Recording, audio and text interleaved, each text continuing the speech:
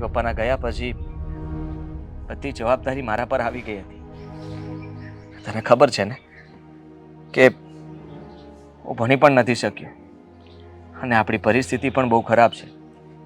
મહાન કરીને સારું થયું કે આ કાકાએ મદદ કરી તો નાની કેબિન તો ખોલી શક્યો અને એમાંથી આ થોડા ઘણા રૂપિયા કમાઈને આ ઘર ચલાવું છું. કરી દીધું ને, રોજની જેમ મહાભારત ચાલુ કરી દીધું. તારા લગ્ન કરાવવા પડશે, કાકાએ મદદ કરી, તારી જવાબદારીમાંથી આવી ગઈ. હા, બીજું કઈ તને આવડે છે સવાર સવારમાં? નહીં ને? હા, તારે ચોખ્ખી વાત કરી દઉં, હું લગ્ન નથી કરવાની. જ્યાં સુધી આ ઘરમાં તારી બહુ ના આવી જાય ને ત્યાં સુધી હું લગ્ન નહીં કરું. અને મારા બૈલું તો એવું તો હું પણ કહી શકું ને કે જ્યાં સુધી તને આ ઘરમાંથી વિદાય નહીં આપું ત્યાં સુધી હું પણ લગ્ન નથી કરવાનો. અને ભાઈની તો ફરજ હોય છે કે બેનના ધામધૂમથી લગ્ન કરીને એને વળાવી દે. જો મારા ભાઈ, મારા કહેવાનો મતલબ ખાલી એટલો જ છે કે જો પહેલા હું આ ઘરમાંથી સાસરીએ જતી રહીશ તો તને જમવાનું કોણ બનાવી આપશે? તને સાચવશે કોણ? તું મારી ચિંતા નહીં કર. મને ખબર છે અત્યાર સુધી તું પણ મને બહુ સાથ આપ્યો તે, બહુ ધ્યાન રાખ્યું મારું. પણ બેન, આજ નહીં તો કાલ તારે લગ્ન કરીને તારા સાસરે તો જવું જ પડશે ને. પણ મારા ભાઈ, આ એક વાતની પ્રોબ્લેમ થોડી છે. ઘણી વાત છે જેનાથી મારા લગ્ન થઈ શકે એમ નથી. તને તો ખબર છે કે આપણા સમાજમાં દહેજ પ્રથા ચાલી રહી છે. છે આપણી પાસે એટલા પૈસા કે તું સાસરિયાવાળાને દહેજ આપી શકે? અરે કોઈ તો હશે ને, બધા સરખા હોય એવું જરૂરી નથી ને. બધા જ સરખા છે. આપણા સમાજની અંદર બધા જ લોકો સરખા છે કે દહેજ ના માંગે એવું તો બને જ નહીં. અને મારા કારણે તું ભણ્યો નથી, મારા લીધે તે મારી બધી જવાબદારીઓ માથે લીધી. હવે કેટલું માથે લઈશ? થઈ જશે, તું એની ચિંતા નહીં કર. મારી વાત સાંભળ, હા મુરતિયો તને ગમવો જોઈએ અને મુરતિયાને તું. બસ હા, તમે બંને જો ખુશ હો અને તમે બંને એકબીજાને પસંદ કરતા હોય ને તો બાકીનું બધું તારો ભાઈ સંભાળી લેશે. તું એની ચિંતા બિલકુલ નહીં કર. અને છે ને આ ખબર નહીં કેમ જ્યારે હોય ત્યારે તું મને આવી બધી વાતો કરે ને એટલે દુઃખ લાગે છે, મને તકલીફ પડે છે. મને આખો દિવસ પછી આવા જ વિચારો આવ્યા કરે છે. શું કામ લાવે છે આવા વિચારો? અને મારા લગ્ન કરવાની ચિંતા છોડી દે ને. મારા નસીબમાં હશે ત્યારે થઈ જશે, અને જ્યારે આપણી પાસે પૈસા ભેગા થાય ને ત્યારે કરીશું. એટલે મારે સાસરીએ જઈને દહેજ વિશે સાંભળવું પણ ના પડે અને તને પણ ના સંભળાવે ને. ઓહ, હા વાલ ધોળા થઈ જશે પછી તને વિદાય આપીશ હે? જરાક શરમ કર અને કામ કર ઘરનું. વાત કરે છે મોટી મોટી. ચાલ હું જાઉં છું. જય શ્રી કૃષ્ણ. જય શ્રી કૃષ્ણ.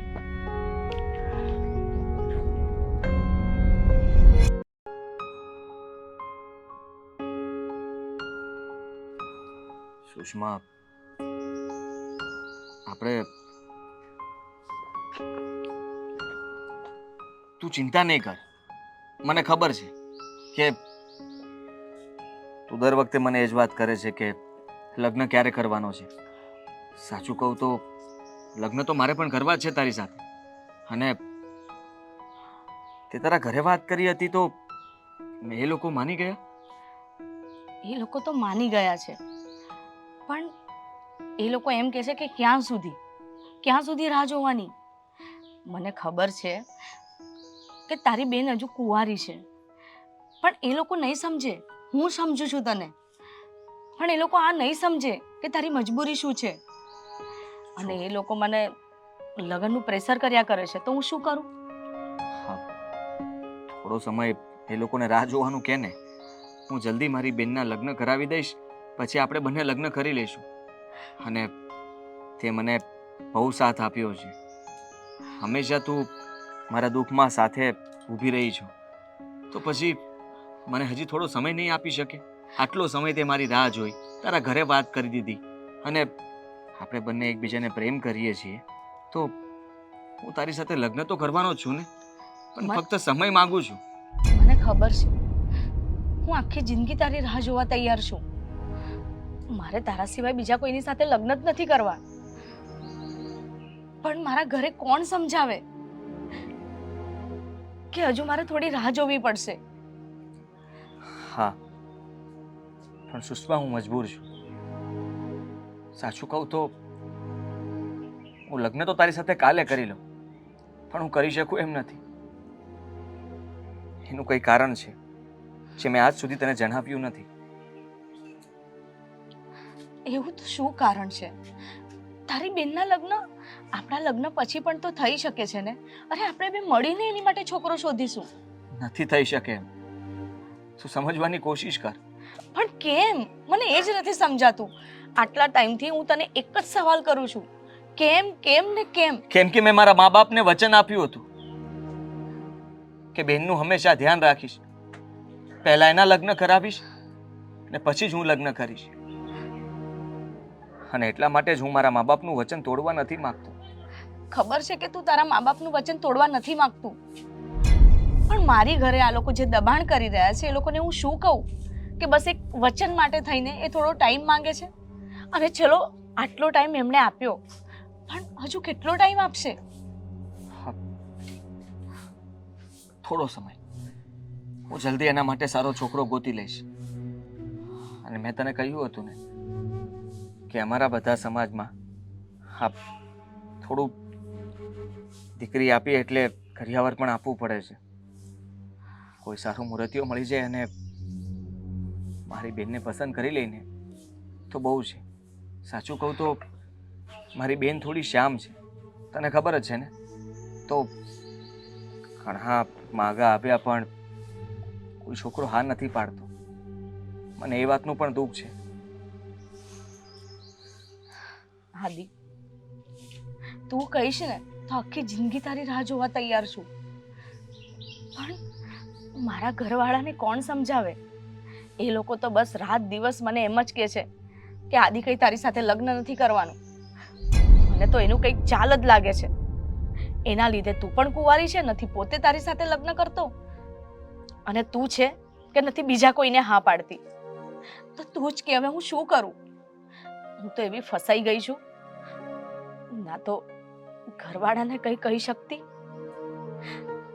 ના તો તને કઈ કહી શકતી. હા, માનું છું કે તું ફસાઈ ગઈ છે, પણ સુષ્મા હું તારી સાથે લગ્ન કરવા માંગુ છું. હું તારી સાથે કોઈ ધક્કો નથી કરી રહ્યો, કે એવું પણ નથી કે તને રાહ જોવડાવીને મતલબ તું કોઈ બીજા સાથે લગ્ન કરી લે. એવું હું ક્યારેય નથી ઈચ્છતો. બસ મને થોડો સમય આપ. થોડો સમય આપી દઈશ તો હું જલ્દી કંઈક કરીશ. હું શું કરું? શું જવાબ આપું? મને તો એ જ નથી સમજાતું. તું કહેતી હોય તો તારા ઘરે આવીને હું વાત કરી જઈશ. બધાને મળી જઈશ. બધાને હાથ જોડીને વિનંતી કરીને કહીશ કે બેનના લગ્ન થઈ જવા દો. પછી તમે કહેશો એમ હું કરવા તૈયાર છું. મને કોઈ જ વાંધો નથી. વાંધો મારા મમ્મીને છે, પણ કંઈ નહીં. જો બને ને તો એકવાર આવીને મારા મમ્મીને મળી જજે, તો કદાચ એને એમ લાગે કે ના, હું સાચી છું. સારું, ચાલો હવે હું ગલ્લે જાઉં.